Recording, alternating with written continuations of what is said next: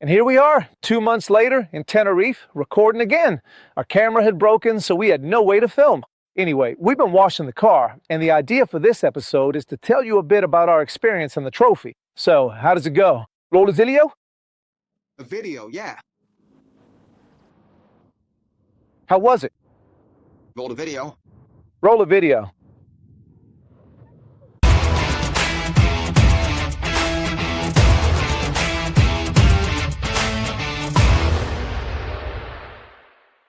Well, then, starting from the beginning, we got off on the wrong foot, as many of you who follow us on Instagram know.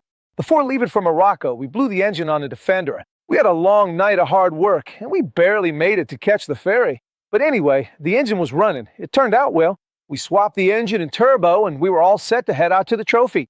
We got to Huelva. In Huelva, we picked up Treno, then went to Jaén. In Jaén, we met up with the Merito, which is a 2500 we have there to push to the limit. We grabbed it and met up with the guys in Almeria. Once in Almeria, we got on the ferry and headed towards Nador. We traveled all night. When we got off in Nador, we had some paperwork issues because the car was under a company name and all that. That's illegal. Is it illegal? It's illegal. Illegal. In Spain, it's illegal. It was a bit of a struggle to get the car out of the port. It was just a paperwork thing. I had to sign a document and we left, but, well, we didn't get out until about 12 noon. Late, as usual, we set off, and after about 100 kilometers, we started hearing a weird noise in Treno, and it was something that was really drilling into my head.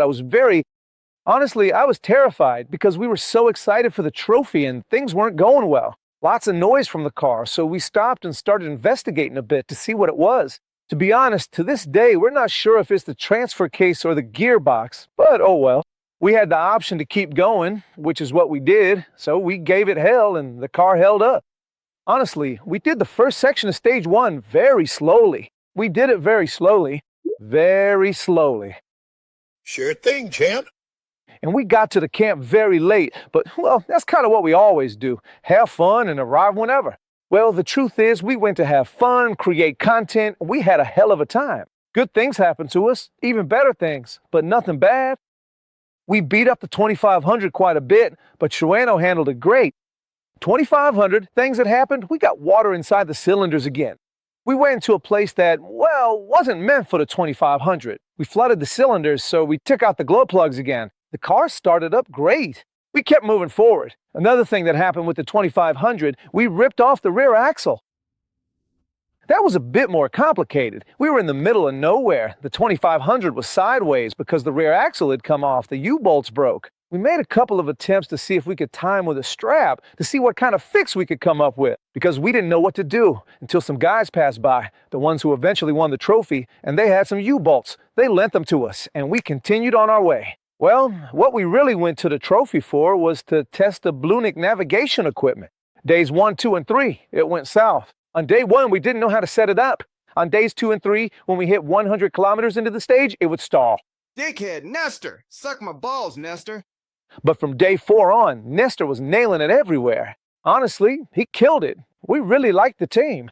It tracks our course perfectly, the heading, which is a key advantage. And besides, with the mileage, we can keep adjusting the odometer, which is crucial when it comes to regularity and navigation. So while we were doing that, one of the days, we passed through Merzouga and took the chance to have some fun in the desert. We took Treno in and started hitting sand.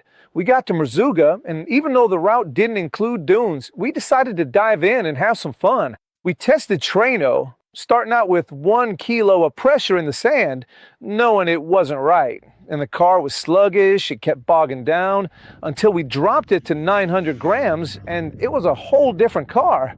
It was flying up the dunes. The engine was running much smoother.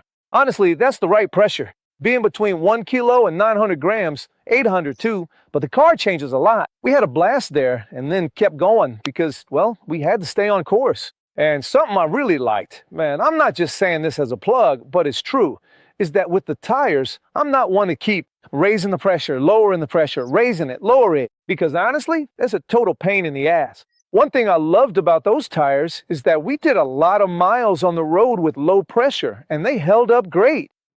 And we saw other cars that had tire blowouts for that very reason. This one is fucking awesome. And since we love sand, we love mud too. So we decided to drive into this kind of swamp. We lowered the pressure again and started testing Truno until the back door of the Defender flew open and all my stuff fell into the swamp. And that was the moment I lost all my clothes. I had no sneakers, no underwear, no clothes. I had nothing. Well, it was part of the adventure. The car did really well in the mowing. We were worried because what was happening? It was this kind of clay that was really sticky, and I was afraid the mud would stick to the tire and cause it to slip and just keep spinning. But no, the tire clears out really well. I'm more than happy. And the tests with Trino were all fucking great. Honestly, we pulled out several people who had gotten stuck and all that. Trino performed. Great. And as we wrap up, we want to tell you a bit about what's coming next on the channel. We still got a ways to go for the Dakar. The car's coming along nicely. We'll do some tests in between. We have another trophy, and we'll probably go to the Morocco Rally to get some footage. We want to compete in the Morocco Rally next year. But besides that, we want to show you a bit of what we do in the shop. What is it that we do? Restore Land Rovers. So since we're really busy, swamped with work, we want to show you a bit of the restoration process of a vehicle in the Balls workshop. We think it's pretty interesting, so you'll get to experience the shop from the inside. And you know the drill. If you want to see more of our content, subscribe, hit the trash can, the bell, give it a like, and comment. See ya.